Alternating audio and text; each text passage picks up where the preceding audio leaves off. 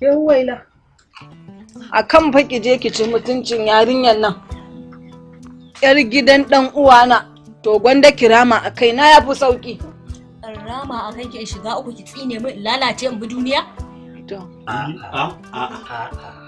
Ce fa kika dauki alkawari kika ce da ta sake faɗa da kawo subuli.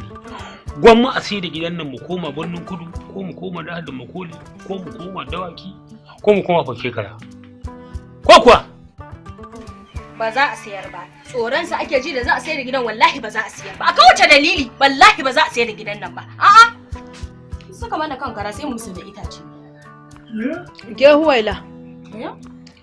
Rikicin nan fa da kuke yi babu riba. An daɗe ana yin abun nan amma har yanzu ba a ci sa'a ba. Ni fa babu mai shiga tsakanina da ɗan uwana. Ɗan uwana yana so na ina son sa. Duk inda na taka kafa na nan yake taka kafar shi.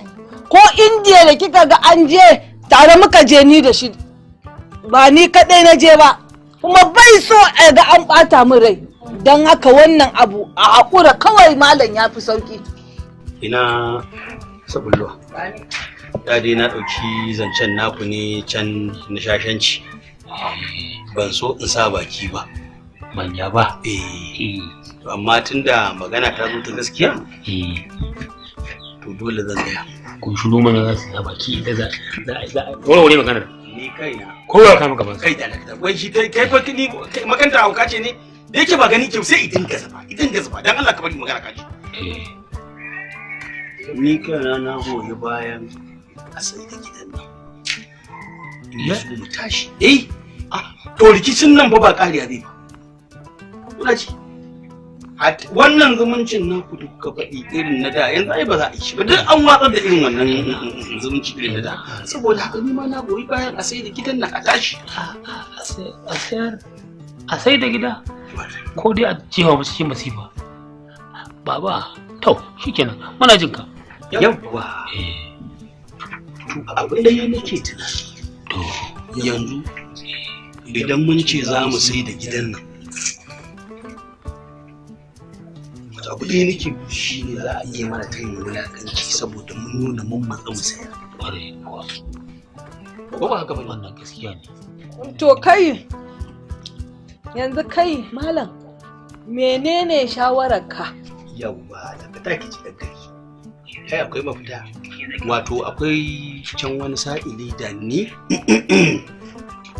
da bulkodi da jitindira muka yi da su zan yi turancin gidan su ma za su yi turancin nasu gidajen mu haɗa gaba ɗaya mu dulmiya su cikin caca cikin kogin caca mu nutsa in ya so ya zama allura cikin ruwa mai rabo ka ɗauka. Ai wallahi. Iro? Caca kuma malam? Wannan shawara ita ce dahir kar mu wuce wannan shawara. Idan kai baka tawo ya za a yi ma ni wai kai cacin nan fa ni ke ta kai ka san cacin kuwa gaba daya a haɗa gidajen gaba daya da na su jitan daren da na barkodin da wannan gaba daya a haɗa a turancin su mu tsinda masu cikin caca a lokacin da ke ta ba don tsoron komai ba saboda na san zumuncin da ke tsakaninku da ke da sufuri. Baba cacar gida koko a kakar ka je ka kama mana sai yege duwa baka ci ba su cinye ka kai ka san caci kai abin da baka gane ba shine idan aka yi turancin gidajen idan na ciyo su ni zan dauki da ke a baki gida daya zayin kuma ku tsakanin ku ke ku haɗa ke ku ba zai ku abin nan ai komai ya daidaita ayi kawai Me? Ayya, ai da ma na san ke manya kuɗi ce ke. Inda kika san jimina. Wannan haka take, wannan kuɗi sai da kashe ta. Ka ji mai ne manya kuɗi. Anya yanzu babu wannan cacar ita ce mafita. Ta tera, ka sha. Wai kai tun kafin a haife ka nake caca. Ina sani. Bari ka ci. Da caca na auri uwarka. Da caciya aka yi sunanka. Da caca aka ciyar da kai ka girma. Caca za tas. a malam ni ba da caca ka ciyo ni ba.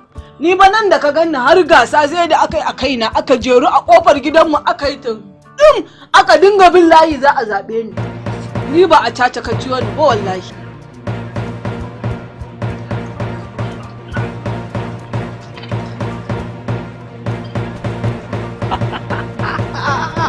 Lallako na fi karfin kai ina ɗayan yake damu shi ya yi guragu yana baya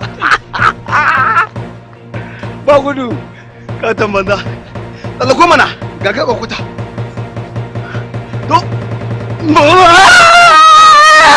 o yalla dan Allah dan annabi kakamu dan Allah yaro kakamu to uban waye ce ka gudu da to ai dole gudu duk wanda ya ganku irin wayannan san guda kuna zare ma ido ai dole ai gudu to yanzu yaro da